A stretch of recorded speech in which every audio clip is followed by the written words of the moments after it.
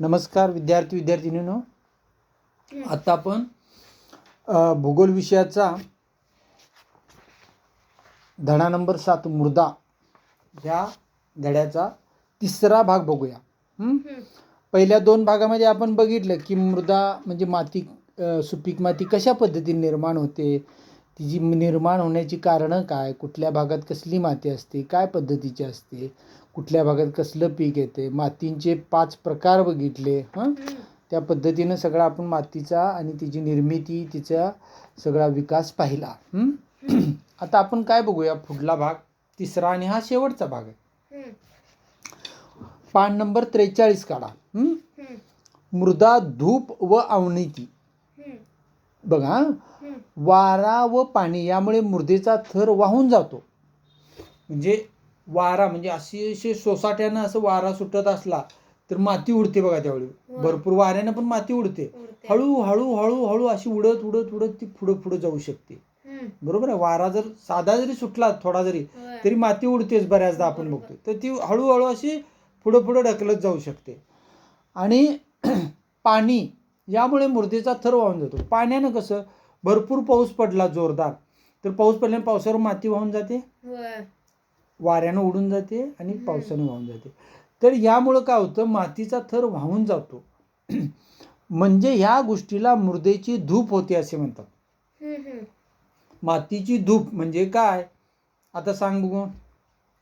मातीची धूप म्हणजे वाऱ्याने माती वाहून जात्या, परत पाण्याने माती वाहून जात्या.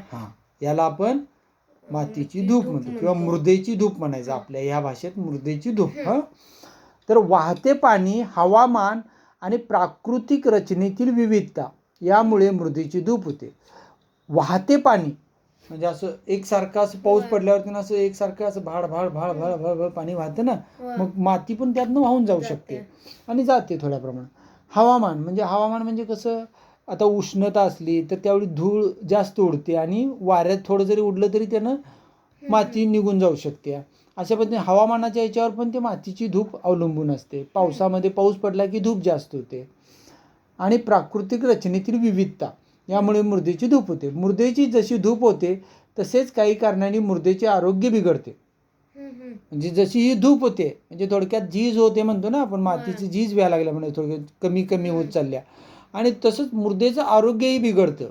आरोग्य बिघडतं म्हणजे कसे काय, आजारी पडते मृदा पण. आपण कसं आजारी पडतोय तसं कशी पडते बघा आता ती.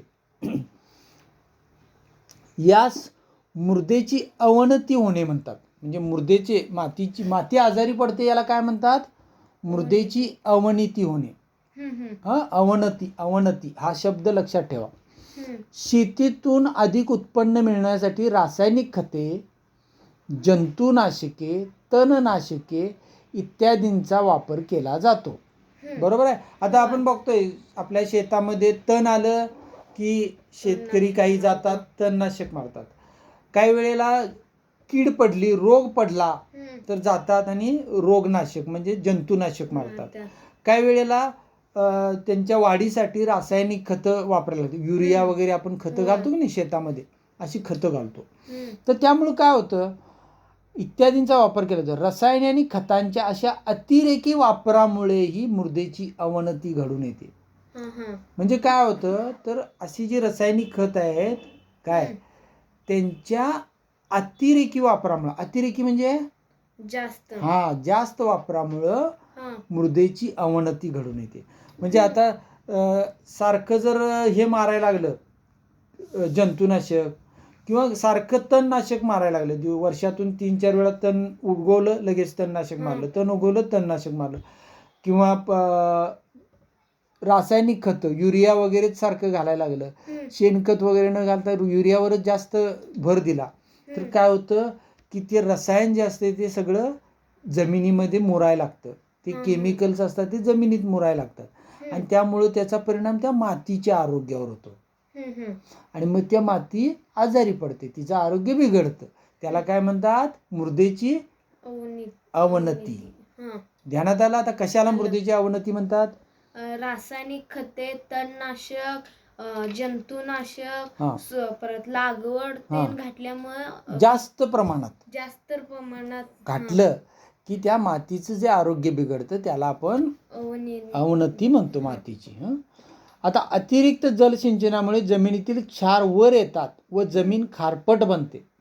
आता आपण ऐकतोय बघ, खार फुटले, मीठ फुटलेली जमीन आहे वगैरे असं.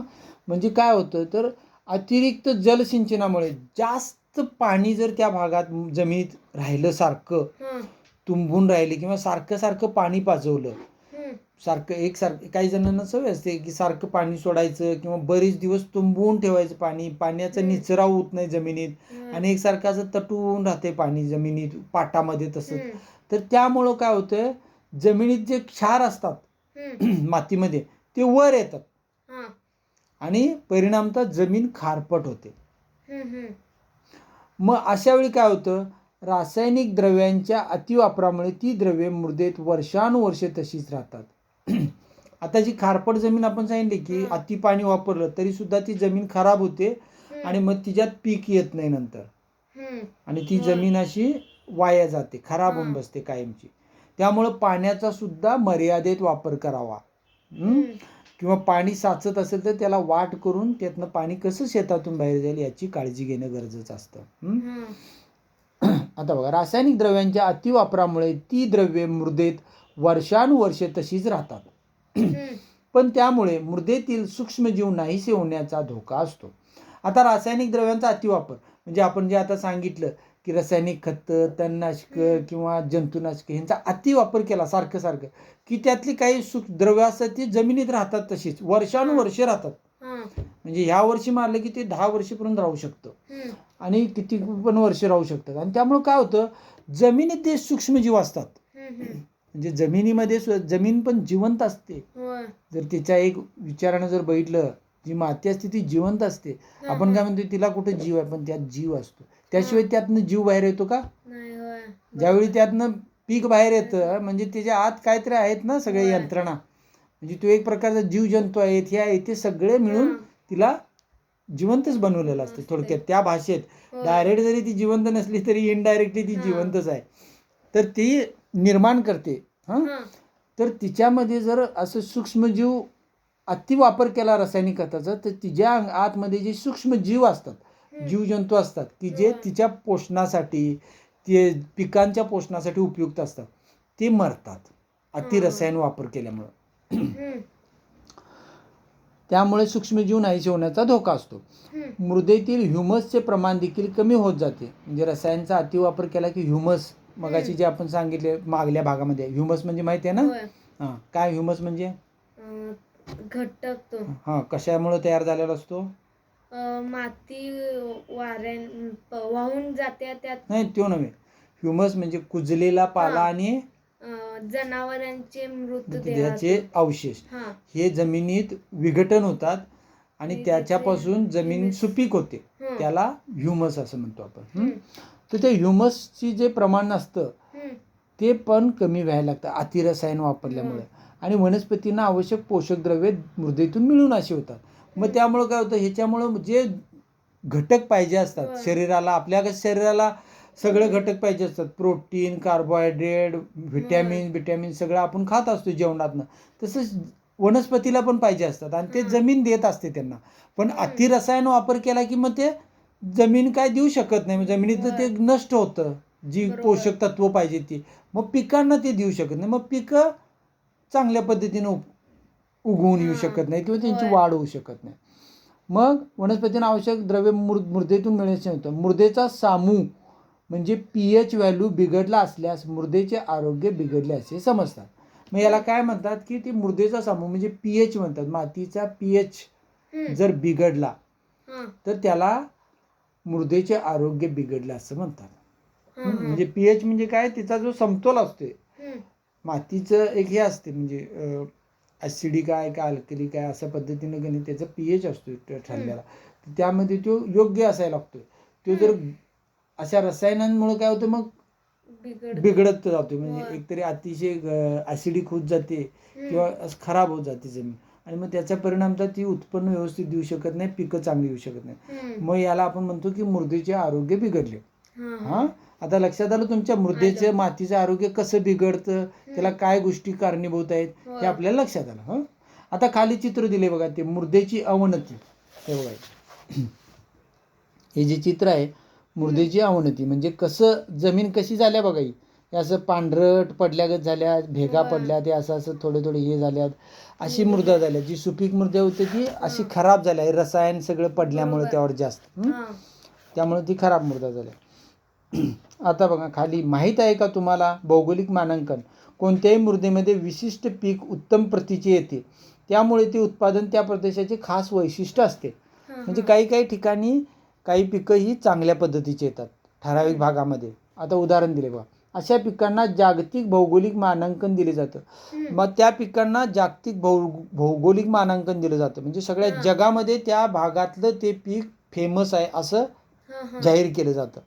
उदाहरणार्थ सिंधुदुर्ग जिल्ह्यातील हापूस आंबा, आपण म्हणतोय की नाही देवगडचा हापूस, रत्नागिरीचा हापूस आंबा, तर ते सिंधुदुर्ग जिल्ह्यातला जो देवगडचा वगैरे ते भागातला हापूस आंबा आहे, रत्नागिरी सिंधुदुर्ग, तर तो फेमस आहे. त्याला जागतिक दर्जा आहे. त्या आंब्याला सगळ्या जगात त्याला डिमांड आहे, मार्केट.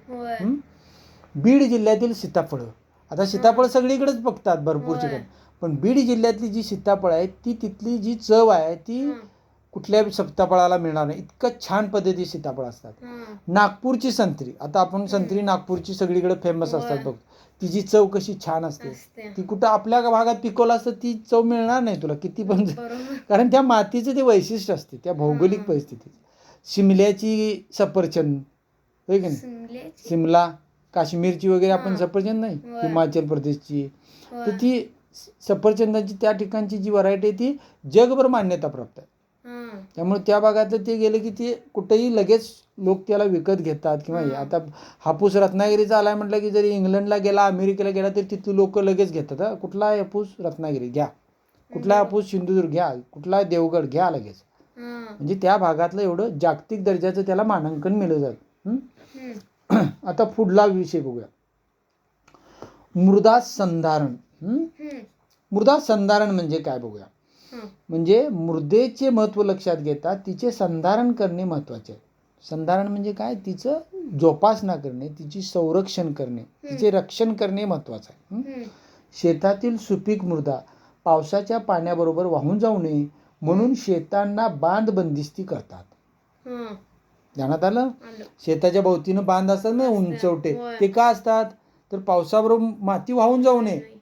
जरी फ्लो आला तरी तो तिथंच तटावा, पाण्याबरोबर ती तिथंच तरते. मग काय पाणी शेवटी थांबलं की तिथं मुरतंय आणि मग निघून जाते. म्हणजे त्या मानानं जी 100% माती वाहून जाणार होती ती 1-2-3% जाईल आणि 97% तशीच राहील. का त्यामुळे बांध घालणे हे उपयुक्त ठरतं.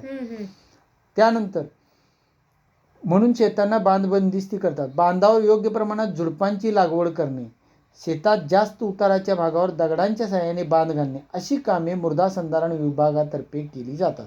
तसेच बांधावर योग्य प्रमाणात झुडपं लावली जातात.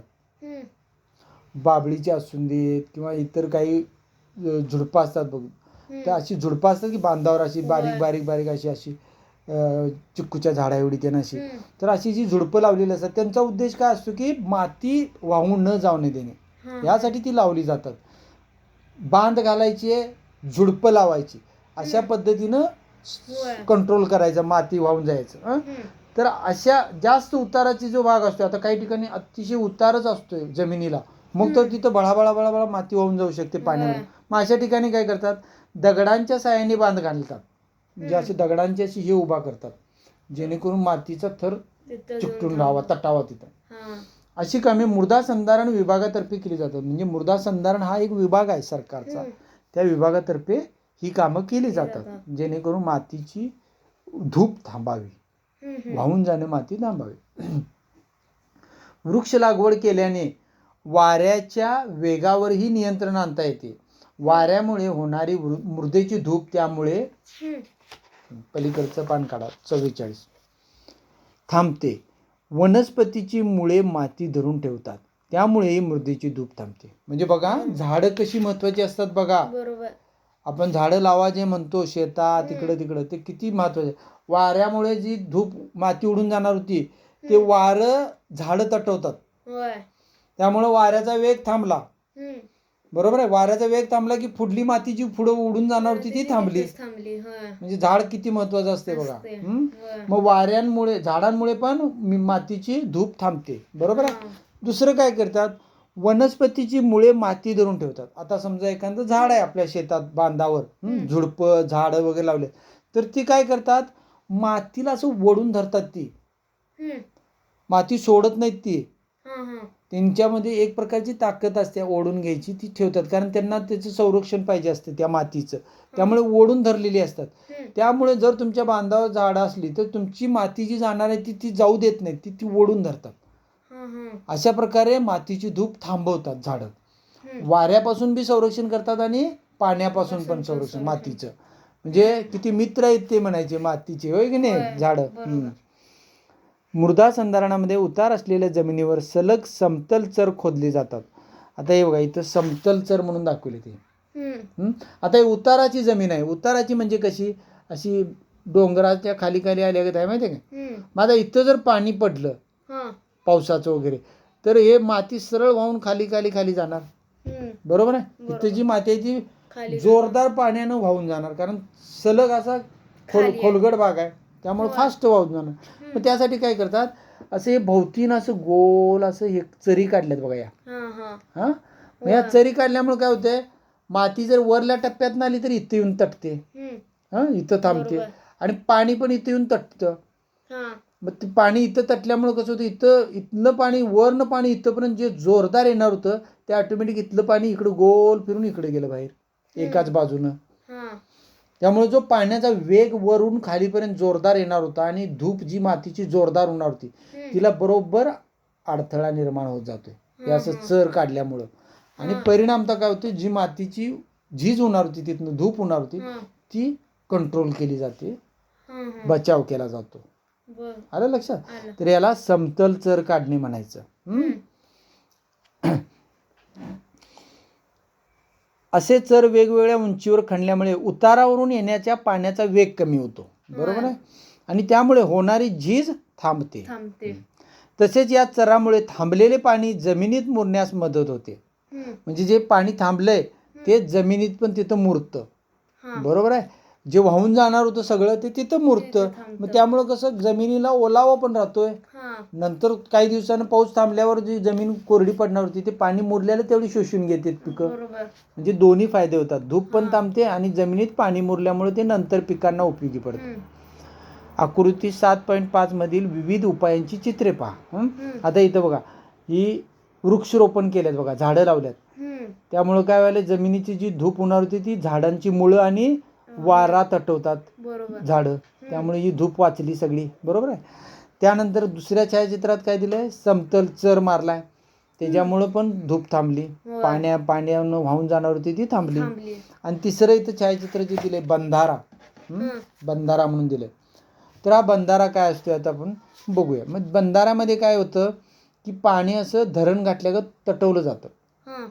ते तटवल्यामुळे काय होतं, एकतरी पाणी ते नंतर ऊन पडलं तर तुम्ही पाणी वापरू शकताय पिकांसाठी, मोटरनं वगैरे ओढून टाकून.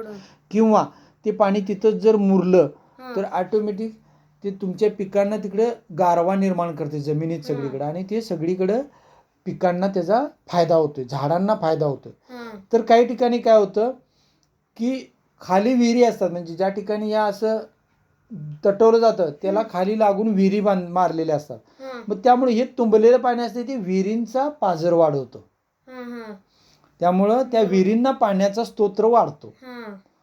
अशा पद्धतीनं हे एक एक रचना केलेल्या आहेत की ज्यामुळं पाण्याचं नियोजन व्हावं आणि जमिनीचं संवर्धन व्हावं. या 3 प्रकार आहेत, एक वृक्षरोपण, चर काढणे आणि बंधारा घालणे.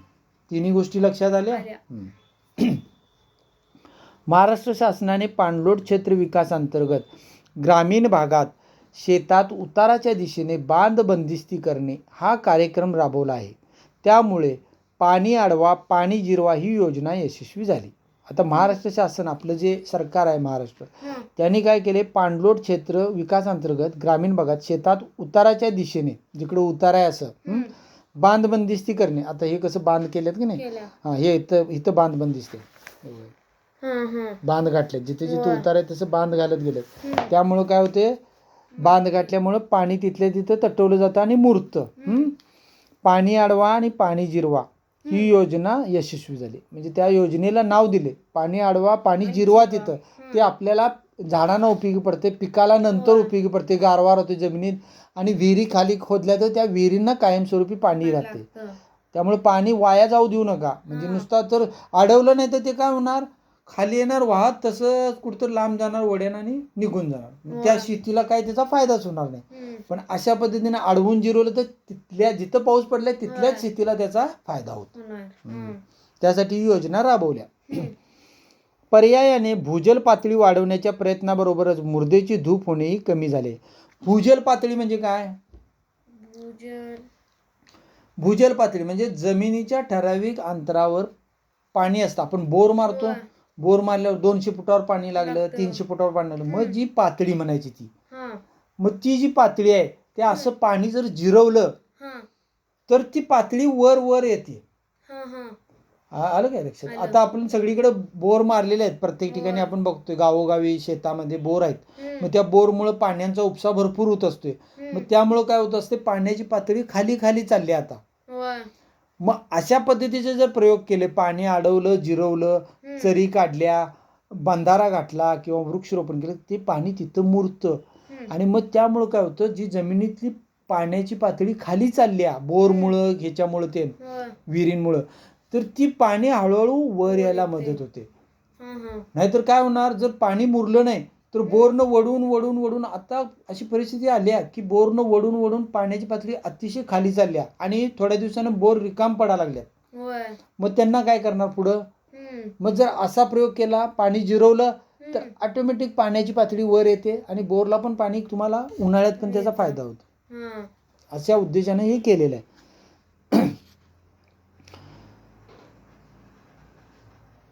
पर्यायाने भूजल पातळी वाढण्याच्या प्रयत्नाबरोबर मृदेची धूप होणेही कमी झाले. मग यामुळं काय होतंय, पाण्याची पातळी पण वाढली. भूजल पातळी म्हणजे ही पाण्याची पातळी वर वाढली आणि मृदा जी वाहून जाणार होती ती पण थांबली.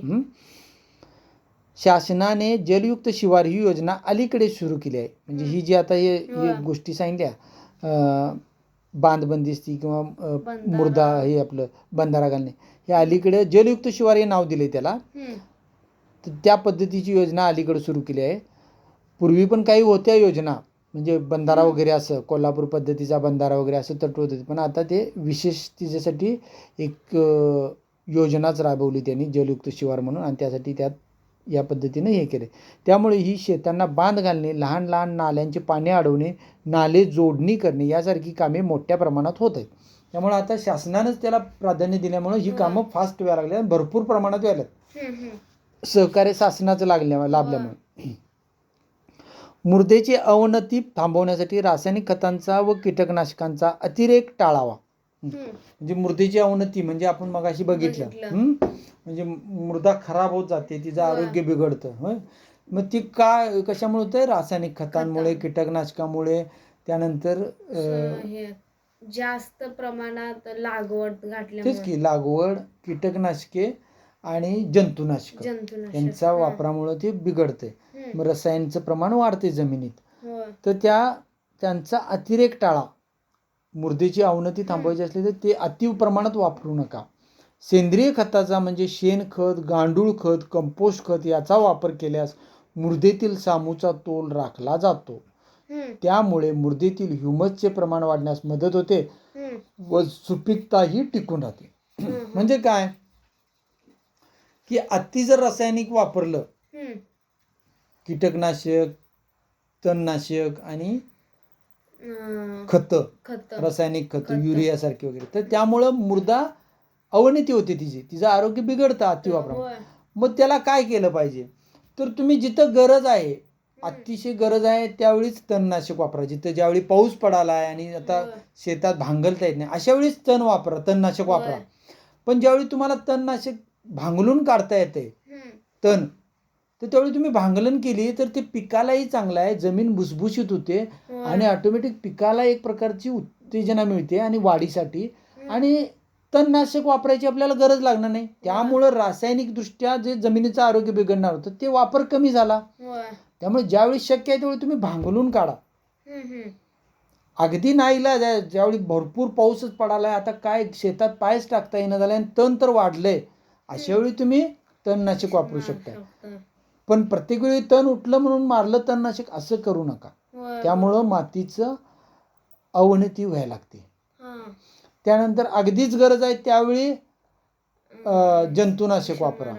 तसंच आता रासायनिक खतं जी घालतो आपण, युरिया वगैरे, तर प्रत्येक वेळी ती वापरू नका जास्त प्रमाणात. तर काय करा, तर शेणखत घाला, गांडूळ खत घाला, कंपोस्ट खत घाला. कंपोस्ट म्हणजे एक विशिष्ट प्रकारे कुजवलं जातं कचरा वगैरे जे काय आहे ते, आणि ते कुजवण्याच्या प्रक्रियेतून त्याचं एक खत तयार केलं जातं. म्हणजे आपल्या शेणखताचाच एक वेगळा भाग असतो तो कंपोस्ट खत तयार केलेला असतं वेगळ्या पद्धती. तर त्या पद्धतीचं ते पण घालू शकतो आपण. आणि त्या अशा ह्या नॅचरल नैसर्गिक खतामुळं काय होतं की एकतरी मातीचा दर्जा सुधारतो, मातीचं आरोग्य सुधारतो, तिची तब्येत सुधारते. आणि जे रासायनिक खतामुळे तिचं आरोग्य बिघडणार होतं त्यापासून ती परावृत्त होते. म्हणजे दोन्ही फायदे आहेत, एकतरी आरोग्य सुधारतं आणि बिघडणार आहे ते थांबवलं जातं. त्यामुळं एकान दुसऱ्या वेळी रासायनिक खत वापरायचं, इतर वेळी आपण उन्हाळ्यात वगैरे शेणखत, कंपोस्ट खत, गांडूळ खत किंवा असं मेंढरं वगैरे बसवतात शेतामध्ये, माहिती का, मेंढी खत अशी खत, किंवा काही ठिकाणी कोंबडी खत असतं ते घालतात. असे वेगवेगळ्या प्रकारचे खत आहेत.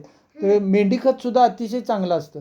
त्यामुळे सुद्धा नायट्रोजन वगैरे चांगल्या घटक नैसर्गिकरित्या जमिनीला मिळतात आणि जमीन अतिशय चांगल्या पद्धतीने पिकवली जाते आणि जमिनीचं आरोग्य कायमस्वरूपी चांगलं राहतं.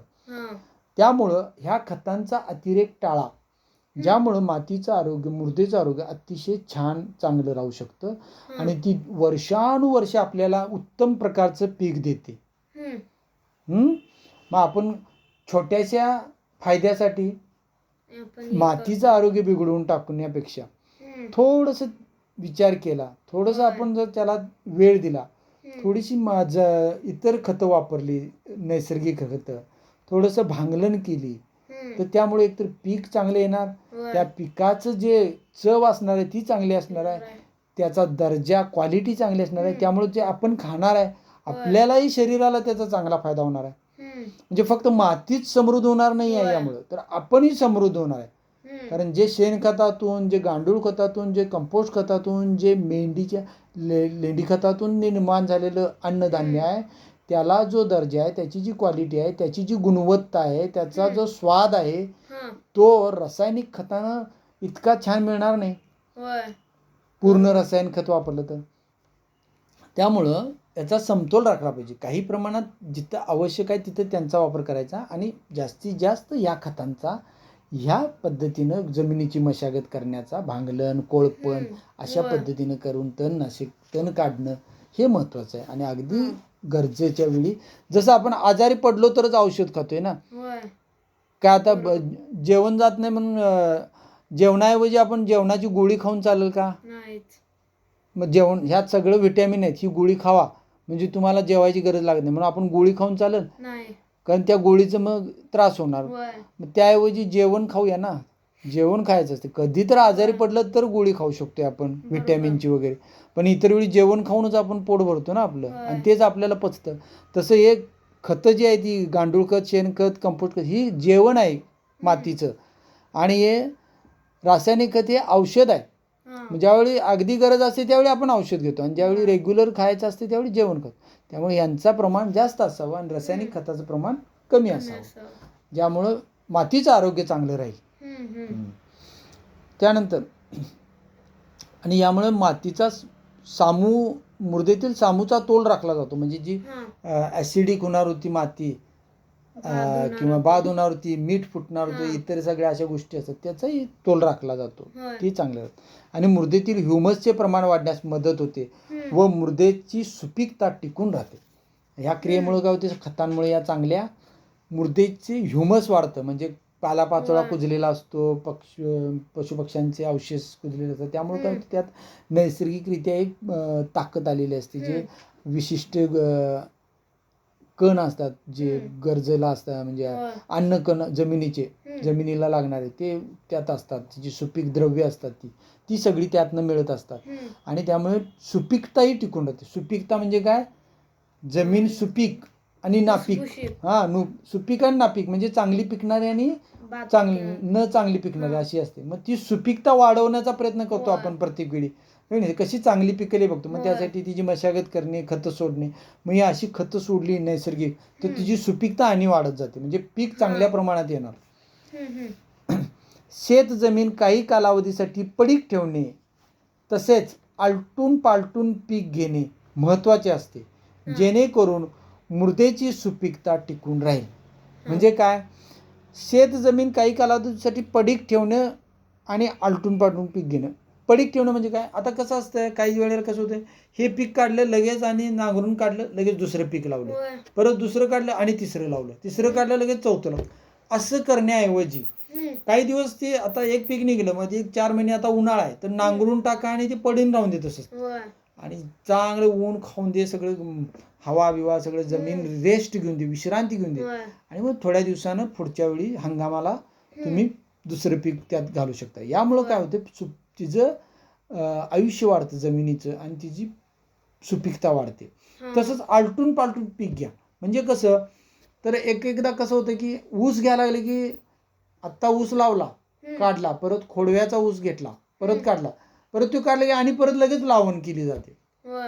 तर तसं करू नका. मग काय होतं, एकच पीक सारखं सारखं राहिलं जमिनीत की मग जमिनीची सुपीकता नष्ट होते, तिची तब्येत बिघडायला लागते.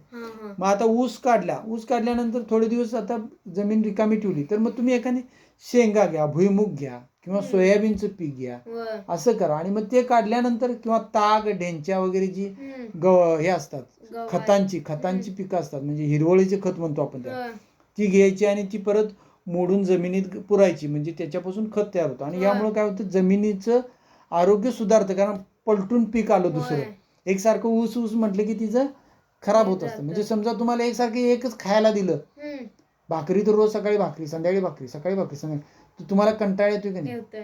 मग एक दिवस चपाती पाहिजे असते, एक दिवस काहीतरी एकच भाजी द्यायला लागली तर आवडते. आज वांगी केली, उद्या भेंडी करा, परवा हे करा. आपल्याला कसं चेंज पाहिजे असतं. तसं जमिनीला सुद्धा तिचं चांगलं आरोग्य राहण्यासाठी तिला पण असं एक पीक झालं यावर्षी की दुसऱ्या वर्षी दुसरं पीक घ्या, काही कालावधीसाठी घ्या, पण त्यामुळं तिची क्वालिटी आणि दर्जा चांगल्या पद्धतीनं तयार होतो. अशा पद्धतीनं आपण हा सगळा मृदेचा धडा संपवलेला आहे इथं. आपल्याला मातीची संपूर्ण माहिती कळाली याच्यामध्ये, की मातीची सुपीकता कशी असते, काय असते, कशा पद्धतीच्या आपल्या राज्यामध्ये देशामध्ये कशी माती आहे, कुठल्या भागात काय पिकं पिकतात, कुठली माती कशा पद्धतीने तयार होते, माती तयार होण्याची कारणं कशी आहेत. अर्धा इंच माती तयार होण्यासाठी हजारो वर्षे लागत असतात. मग ती माती आपण कशी जपवणूक केली पाहिजे तिची, बरोबर आहे की नाही. मातीची धूप न होऊ देता आपण कशी तिची काळजी घेतली पाहिजे, तर त्यासाठी आपण प्रयत्नशील असलं पाहिजे. त्यानंतर मातीची धूप कशी टाळायची, मातीचं आरोग्य कसं चांगलं ठेवायचं, तिला कसं रासायनिक खतांचा कमी वापर आणि कसं जैविक घटकांचा किंवा शेणखत, गांडूळखत यांचा वापर करायचा, पाण्याची कशी बचत करायची, पाणी कसं वाचवायचं, कसं साठवायचं, ते परत कसं वापरायचं, जलस्तर कसा उंचवायचा, या सगळ्या गोष्टी आपण या पाठामध्ये शिकलेल्या आहेत. तर त्या पद्धतीनं तुम्ही आता हे स्वाध्यायामधले सगळे प्रश्न उत्तरं सगळे बघा, आणि ज्या ठिकाणी तुम्हाला असं वाटेल की प्रश्नात एखादं उत्तर कळलं तर तुम्ही ते मागं जावा धड्यामध्ये, ते बघा. तुम्ही व्हिडिओमध्ये सुद्धा बॅकला येऊन तिथं बघू शकताय, त्या ठिकाणी एक्सप्लेनेशन कसं त्याचं स्पष्टीकरण दिले, त्याप्रमाणे तो परत भाग समजून घ्या. म्हणजे एकदा ऐकलं म्हणजे असं समजलं असं नाही, परत समजलं नाही एखादा मुद्दा तर मागं यायचं. आपण ती रेग असते ती अशी मागं ओढली की आपण मागं येऊ शकतोय आणि तिथं ऐकू शकतोय.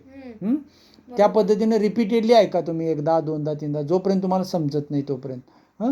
आता यात प्रश्न आहेत बरेचसे बघा. सह्याद्रीच्या पश्चिम भागात बेसाल्ट खडकापासून जांभी मृदा तयार होते, का तयार होते, तर त्या भागात त्या पद्धतीचं हवामान आहे, त्या पद्धतीचं तिथं वाऱ्यामुळे धूप झालेली असते. त्यानंतर तिथं त्या खडकामधला लोह आणि वातावरणातला हे मिळून त्यांचा संयोग होऊन तिथं त्या पद्धतीची मृदा तयार होते. त्यानंतर ह्युमसचे प्रमाण वाढते मृदेत. कशामुळे वाढते, ते शेणखत, पालापाचोळा, जनावरांचे मृतदेह, गांडूळ खत यातून ह्युमसचे प्रमाण वाढते. त्यानंतर विषुववृत्तीय हवामान प्रदेश मृदा निर्मितीची प्रक्रिया जलद घडते. म्हणजे विषुववृत्तावर जलद का मृदा निर्मिती होत्या? कारण तिथली माती नाही तिथली वाहून जाते आणि विषुववृत्तीय हवामान प्रदेशात मातीची निर्मिती फास्ट का होत्या? तिथं पाऊस आणि ऊन समान असतो. मोठ्या प्रमाणात असतो, जास्त प्रमाणात. त्यामुळं तिथं लवकर त्या खडकांचं विघटन होतं आणि मातीची निर्मिती जलद घडते. मग मृदेत क्षारतेचे प्रमाण वाढते. का वाढते? क्षार का वाढतात मृदेत? पाणी सारखं तिथं तटवून ठेवले की मातीत क्षार वाढते. अति पाण्याचा वापर केल्यामुळे मृदेत क्षारतेचे प्रमाण. कोकणातील लोकांच्या आहारात तांदूळ का असतो जास्त? कारण त्यांना तांदळाची सवय असते, त्यामुळे त्यांना तांदूळच पचतो. आणि तिथं तांदूळ पिकत असतो, त्यामुळे तिथल्या लोकांना त्या लोकल म्हणजे त्या ठिकाणच्या लोकांना ते तांदूळ खायची आणि ते पचवायची त्यांना सवय झालेली असते. आणि त्यामुळे तिथलं ते स्थानिक आहार तो तिथल्या लोकांना तो सूट करत असतो. मृदेची धूप होते. कशामुळे होते धूप? मृदेची धूप पाऊस ऊन यामुळे. पाऊस आणि कशामुळं? ऊन. वाहून कशामुळे जाते मृदा? पाण्यामुळे एक जात्या आणि कशामुळे? मृदेची धूप होते तर दोन कारण आहेत. मृदेची धूप वाऱ्यामुळं आणि पाण्यामुळं, पावसामुळं होते. मृदेची अवनती होते. अवनती म्हणजे काय होते? बाद होते. कशामुळे होते? रासायनिक खते, व्हेरी गुड. परत तणनाशक, जंतुनाशक हे जास्त प्रमाणात झाले की मृदेची अवनती होते. Very good. आता का मृदा संधारणाचे उपाय काय आहेत? म्हणजे मृदा संधारणाचे, मृदेचं आरोग्य चांगलं राखायचं काय उपयोग आहेत? उपाय? शेणखत, मेंढी खत, गांडूळ खत, परत गांडूळ खत, मेंढी खत हे घालून मृदेची हे करतात. ती वाचवायची. आणि दुसरं काय की धूप थांबवण्यासाठी वगैरे तिचा उपाय करायचा की झाडं लावा, त्यानंतर बंधारे घाला, दगडी बांध घाला. अशा पद्धतीनं मृदेची आपण धूप संधारण करू शकतो, वाचवू शकतो मृदा. आता सेंद्रिय पदार्थ काय असतात सांगा? म्हणजे जमिनीत जे सेंद्रिय पदार्थ असतात त्याविषयी सांगायचं. त्यानंतर विशिष्ट पिके घेण्यासाठी शेतातील मृदा सक्षम आहे का याची माहिती मिळवण्याचे ठिकाण? कृषी सेवा केंद्र. वनस्पती कृषी सेवा केंद्रामध्ये आपण ती मृदा नेऊन जमीन जी असते आपल्या शेतातील ती ठराविक भागात ती तिने सांगतात 4 कोपऱ्यातली मधली असं व्ही आकाराचं हे खड्डा काढा आणि त्यातनं माती घ्या, ती पिशवीत भरा आणि ती आम्हाला तपासाय द्या. ती तपासली की तुमची माती कशा पद्धतीची आहे ती त्यांनी सांगतात. आणि त्या मातीला कुठलं खत गरजेचं आहे ते त्यांनी सांगतात. मग त्याप्रमाणे जे गरजेचं आहे ते खत दिलं की त्याचं उत्पन्न चांगलं होतं आणि जे गरज नाही ते खत आपण टाळू शकतो. त्यामुळे जे तुम्हाला गरज आहे तेच तुम्ही खाऊ शकताय. अननेसेसरी खाण्यात काय अर्थ नसतो, त्याचा उपयोग बी होत नाही. आणि आपण काय करत असतो आंधळेपणानं जे आपल्याला योग्य वाटते ती खतं देतो, पण त्या मातीला काय योग्य आहे ते आपल्याला माहीत नसतं. मग ती जर तपासून घेतली माती तर त्याचा फायदा आपल्याला असा होतो. वनस्पती जीवनातील मृदेचे महत्त्व. मातीचं काय महत्त्व आहे वनस्पतीमध्ये? मातीमुळे ती झाकली जाते. मातीमुळे काय होते, चांगल्या पद्धतीची माती असेल त्यातले चांगले जर हे असले ह्युमस वगैरे तर त्यामुळं वनस्पतींची वाढ चांगली होते, त्यांना चांगला फायदा होतो. कमीत कमी रसायन खत वापरलं असलं तर ती मातीची अवनती होत नाही आणि ती चांगल्या पद्धतीनं दर्जा तिचा टिकून राहतो. पाणी योग्य प्रमाणात असलं तर मातीत क्षार फुटत नाहीत, त्यामुळं चांगलं होतं. म्हणजे अशा पद्धतीनं वनस्पती मातीचं नातं असतं. आता इकडे दिले बघा क्रिया. बांध बंदिस्ती करणे. परिणाम सुपीकता वाढवते की कमी होते? बांध बंदिस्ती केल्यामुळे काय होते? माती तटून राहते. परिणाम काय होते? परिणाम पाणी तटते. Very good. त्यामुळे सुपीकता वाढते की कमी होते? वाढते. आता क्रिया बघा, क्रिया दिलेली नाही तिने. वाऱ्याचा वेग कमी झाला तर काय होणार? माती तटणार. त्यामुळे मातीची धूप थांबणार आणि त्यामुळे सुपीकता वाढेल की कमी होईल? वाढेल. आता काही काळ जमीन पडीक ठेवली, परिणाम काय होणार?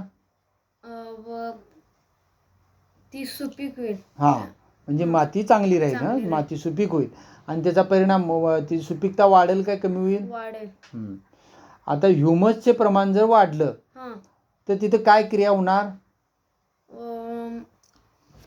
माती अं, हे- मातीत पालापाचोळा कुजल्यामुळं हम्म. हे कुजल्यामुळं ह्युमसचं प्रमाण वाढणार आहे. हां, मग माती जास्त भुसभुशीत होईल. भुसभुशीत होणार. होईल. आणि काय क्रिया काय होणार? पालापाचोळा कुजणार, जनावरांचे मृत जनावरांचे अवशेष कुजणार. हम्म. त्यामुळे ह्युमसचे प्रमाण वाढलं. मग ह्युमस वाढल्यामुळं सुपीकता कमी होईल का वाढेल? वाढेल. हां. उताराच्या दिशेने आडवे चर खोदले. हम्म. उतार आहे असा होय. आणि तिथं असं आडवं चर काढलं हम्म. तर त्यामुळं परिणाम काय होणार? माती तटेल. आणि काय तटणार? माती आणि पाणी तिथंच राहील. हां, त्यामुळे सुपीकता वाढेल काय कमी? वाढेल. हां.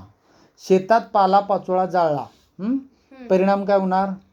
त्याची राख त्याची राख शेतात टाकता येते.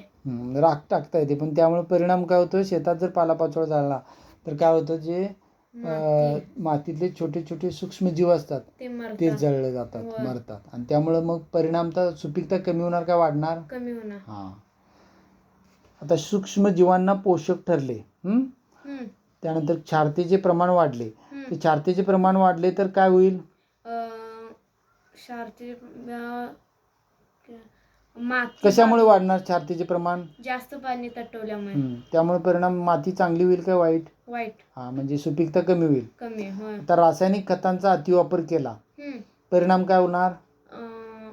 माती सुपीक होणार नाही. हां, मग त्याला आपण काय म्हणतो? मातीची अवनती होईल. हां, आणि त्यामुळे परिणाम माती सुपीक होईल काय खराब होईल? खराब. हां, व्हेरी गुड. म्हणजे जवळजवळ स्वाध्याय सगळा आपला इथं सोडवून झालेला आहे. हां, सहज सोप्या रीतीनं तुम्ही जाणून घेऊ शकता, त्यांची प्रश्न उत्तर सोडवू शकता. अजून वाचा, आणखीन हे करा आणि उद्या लिहून काढा ती प्रश्नांची उत्तरं त्या पद्धतीनं संपूर्ण धड्याची. चालेल, इथं आपण आज थांबूया. आता मृदा हा धडा इथं संपत आहे. चला, ओके, थँक्यू.